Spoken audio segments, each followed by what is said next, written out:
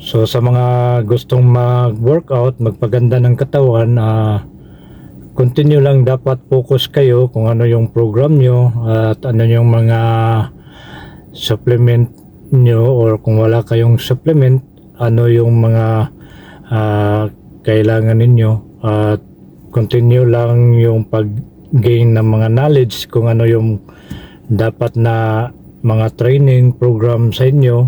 Then ano ang mga sa nutrition, yung mga source of protein para pag-grow ng muscle. So at wag nyong i-discourage yung sarili nyo na ano ka pa, hindi ka pa nag-grow, kasi mag-develop din yan. Darating din time na makita mo ang sarili mo na gumanda ng katawan nyo. So yun, focus lang at be yourself.